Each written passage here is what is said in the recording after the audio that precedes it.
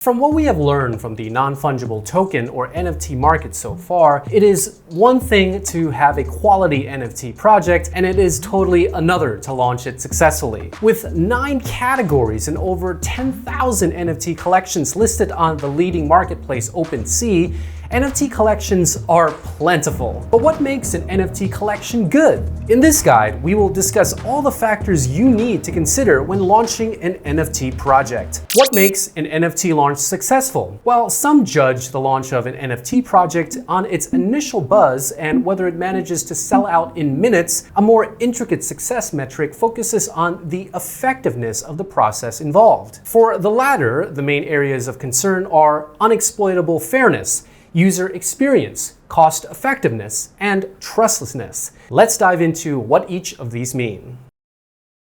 If you ask any NFT collector what they look forward to the most about a newly launched and promising project, chances are it will be to acquire some of the rarest NFTs in the collection. Note that when an NFT collection launches, interested collectors can interact with the project smart contract in order to mint NFTs with varying attributes. The rarer the attributes associated with an NFT, the more value it fetches in the secondary market. And so a majority participate in these launches with the hope of minting NFTs with the highest rarity scores. The popularity of NFT launches stems from the assumption that the entire process relies on the random distribution of items. In essence, the general belief is that luck, instead of a predetermined requisite, plays an essential role when it comes to who ends up with the rarest mints. However, if history has taught us anything, it is that systems such as this are constantly under threat of being exploited. Hence, it is no surprise that some participants attempt to improve their chances of ending up with the most valuable NFTs during the minting stage. In most cases, these users utilize mechanisms designed to exploit the launch. For the most part, this can be done by looking for ways to extract the metadata of NFTs in the collection. Using the metadata, it becomes easier to decipher the frequency of traits in each rarity score. With this information, all that is left to do is to manipulate the smart contract of the NFT collection such that only NFTs with high rarity scores are minted. If this happens, the random distribution that was initially promised is lost, leaving the average participants with the less valuable NFTs. For instance, let us consider the launch of Larva Labs Meebits. An attacker pulled the metadata from a distributed storage protocol called the IPFS, short for Interplanetary File System, and created a smart contract that checks Meebit's ID before finalizing the minting process. In the case where the ID of Meebit does not match a predetermined rarity score, it automatically reverts the minting process. As such, only the minting transactions for rare Meebit's NFTs were finalized. So if you're launching an NFT project, what can you do to avoid this? The answer is relatively simple. The launch model adopted should not favor those with high technical experience or more familiar with the intricacies of blockchains and smart contracts, thereby leaving everyday users at a disadvantage. Another factor considered when assessing the success of the launch of an NFT collection is user experience. Knowing fully well that blockchain and crypto are generally perceived to be complex, it would behoove developers to opt for minting processes that do not overcomplicate things. More specifically, opting for simple models would level the playing field for both the less technically inclined participants and the blockchain experts.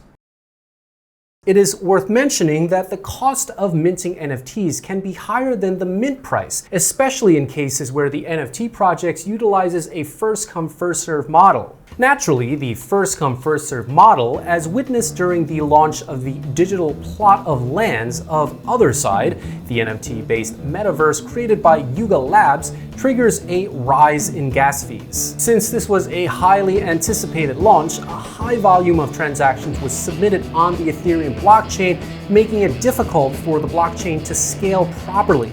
As such, users had to pay more fees so that miners would prioritize their transactions. In the aftermath, it turned out that participants paid over $176 million worth of Ethereum as transaction fees alone.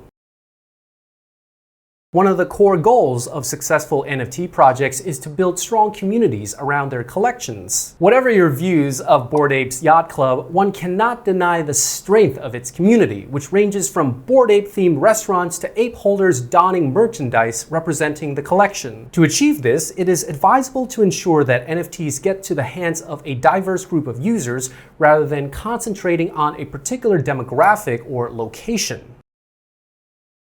In other words, the user should not be required to have to trust that the operator or developer would employ fair procedures and mechanisms, hence the use of blockchain. How to launch an NFT collection successfully. Having explored the factors considered when rating the success of an NFT launch, it is time to highlight some things you can do to optimize your upcoming NFT minting event. But before going into that, let us first discuss the 4 main phases of an NFT launch.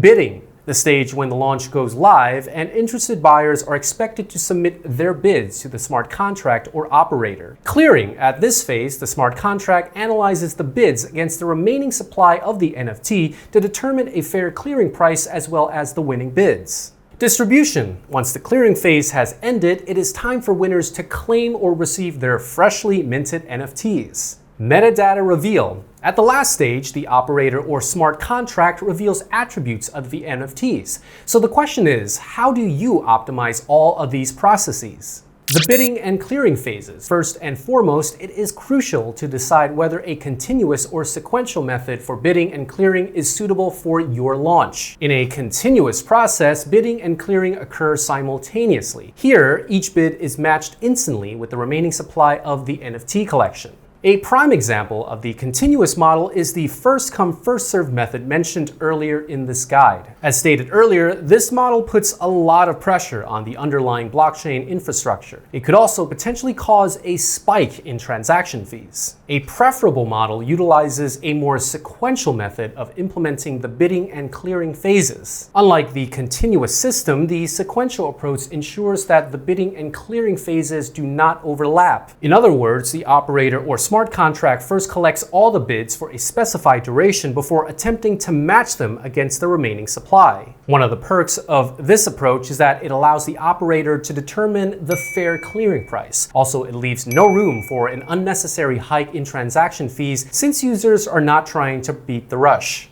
Lastly, it allows people from different time zones to participate in the minting event as the collection of bids usually lasts for days. Other decisions to make revolve around the trustless nature of the bidding process. The goal is to ensure that most of the processes involved are executed on the blockchain rather than in an off-chain based setup that requires users to trust the integrity of the developer. The distribution phase. In this phase, the major talking point is the need to implement mechanisms that mint the tokens, send them to the rightful owners, and refund losing bidders. The goal is to make each process as efficient as possible. To prevent gas auctions or cost inefficiency, it is preferable to distribute NFTs to winning bidders in batches as opposed to settling for an instant distribution approach that may force gas fees to spike. The distribution phase is critical as the potential of making a profit in the secondary market may drive users to claim their NFTs at the same time, thereby putting the entire network at risk of experiencing a gas fee hike. One way of preventing this is to block users from claiming NFTs. Instead, the operator will be responsible for sending out NFTs to winning bidders over time. With this, users do not have to do as much to receive their tokens. The only requirement is that they add a delivery fee as part of the initial payment made for the NFT. Metadata reveal phase. The last stage involves the reveal of the attributes of the NFTs. To ensure that the entirety of the launch is not susceptible to exploitation, the metadata reveal phase must be the last stage. Remember that a leak of an NFT collection's metadata can give attackers all the information they need to selectively mint the rarest NFTs. Securing the metadata right until minting is over is the best way of mitigating against such exploitations. There are 3 options to consider when determining the time to reveal the metadata of a newly launched NFT collection. Full collection reveal. Here, the big reveal comes after all NFTs might have been minted. Although this is gas efficient, it might delay the metadata reveal, particularly if the collection did not quickly sell out. Per NFT reveal. The second option allows the metadata reveal to occur on a per NFT basis. In other words, each user can decide to reveal the attributes of their NFTs as soon as they mint them. Batched reveal. There is the option of utilizing a batch system that allows a more flexible reveal approach. With this, users either choose to open their NFTs after it has been minted or wait for the metadata reveal date scheduled by the operator. In this guide, we have discussed some of the critical processes involved in an NFT launch and how they can be optimized. All in all, the core goal is to prevent exploitations, preserve the fairness of the distribution, and reduce the cost of minting NFTs.